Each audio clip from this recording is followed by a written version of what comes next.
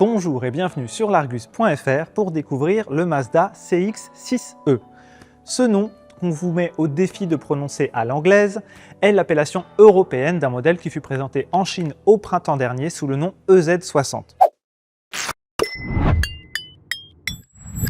Avec 4,85 m de long, ce SUV 100% électrique joue dans la cour des Tesla Model Y, Volkswagen ID.4 et Peugeot i5008, mais il présente un positionnement et un style assez différents. Le CX-6e repose sur une plateforme du constructeur chinois Changan. Pourtant, Mazda est parvenu à l'intégrer dans son langage esthétique maison baptisé Kodo, avec notamment cet avant plongeant ici, des feux de jour très fins. En guise de calandre, ce panneau plein souligné ici par un jonc lumineux. Les feux de jour sont complétés par des blocs optiques assez discrets et compacts logés plus bas. On remarque cependant que le langage esthétique de la marque évolue avec un peu plus d'angle et de musculature, notamment sur ses coins avant. On remarque également cette fente par laquelle l'air s'engouffre, qui traduit la présence d'un petit aileron avant au sommet du bouclier, et la garde au sol est d'environ 16 cm. De profil, le véhicule masque assez bien son gabarit grâce à son empattement de 2,90 m, ses jantes de 19 ou 21 pouces comme ici sur cette finition haute, ses montants arrière très inclinés et sa poupe vraiment arrondie, galbée qui rappelle notamment la Mazda 3. En plus de l'aileron avant au bout du capot, on remarque également les rétro-caméras sur cette version haut de gamme, des poignées de porte affleurantes et des prises d'air intégrées au montant arrière qui trahissent le travail apporté à l'aérodynamique du véhicule. Cette partie arrière très allongée apporte encore du dynamisme au véhicule, dont la stature, l'assise au sol est renforcée visuellement par ces feux très fins qui sont dessinés comme des ailes superposées d'après Mazda. Si le design extérieur du véhicule est donc en phase avec le reste de la gamme Mazda, il en va tout autrement à l'intérieur. On retrouve une présentation soignée qui tend vers le premium. En revanche, côté instrumentation, tout change. Alors que Mazda est plutôt habitué aux commandes physiques, à garder un écran qui n'est tactile qu'à l'arrêt, une molette ici, une rangée de boutons là, ici la quasi-totalité des commandes et informations passe par cet immense écran tactile de plus de 26 pouces de diagonale. Destiné aux conducteurs comme aux passagers, cet écran dispose d'un affichage divisible en deux pour que chacun puisse accéder à un contenu différent. Côté ergonomie, on ne peut pas vraiment savoir ce qu'il en est puisque cette voiture de pré-série est en mode démonstration, les commandes ne sont pas fonctionnelles. On constate quand même que les raccourcis vers les commandes les plus utiles sont au plus près de la main du conducteur et accessibles en permanence. Et Mazda nous assure également que la présentation est personnalisable pour qu'on puisse ajouter des widgets et des favoris là où on le veut sur l'écran, donc on jugera une fois que le modèle sera commercialisé. La présentation est d'autant plus épurée que le levier de transmission se trouve au niveau du volant. On retrouve sur la console centrale un double chargeur de smartphone à induction, deux porte-gobelets ainsi qu'un accoudoir avec un grand rangement. Le CX-6e n'a pas de combiné d'instrumentation à proprement parler, celui-ci est remplacé par un grand afficheur tête haute.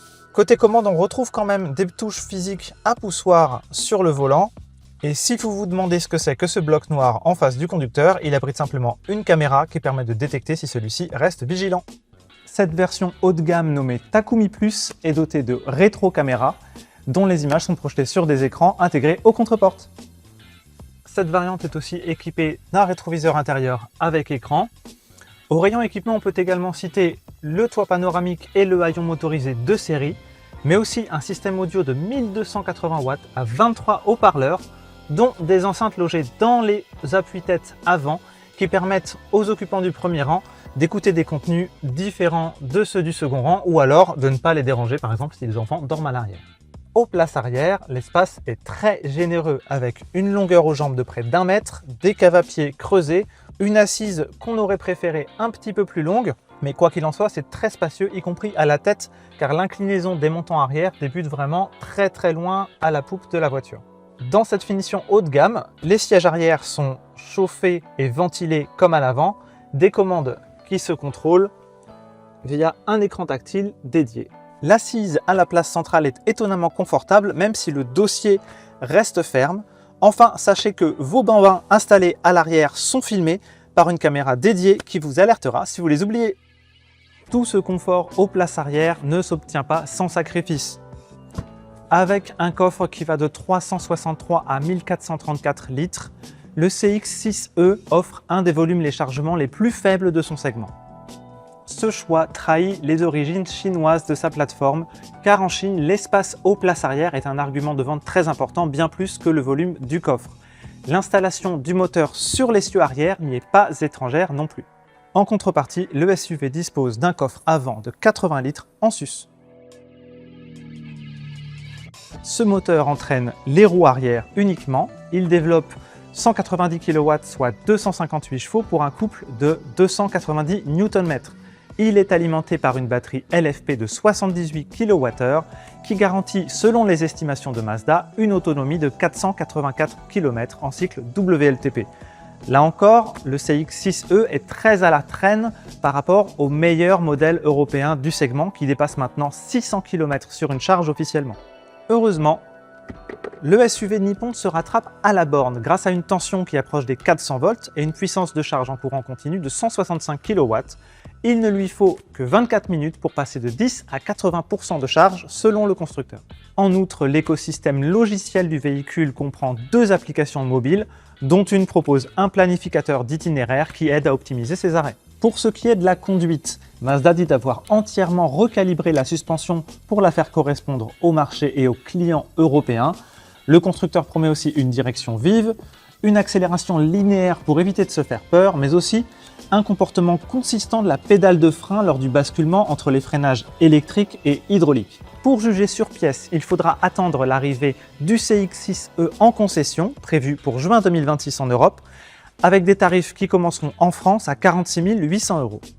La 6E et maintenant le CX-6E à plateforme Changan peuvent être vus comme des modèles de transition pour Mazda en attendant que le constructeur dispose de sa propre plateforme dédiée aux voitures électriques. Celle-ci est annoncée pour 2028. On en reparle évidemment d'ici là sur l'Argus.fr, sur les réseaux sociaux et sur notre chaîne YouTube. À bientôt!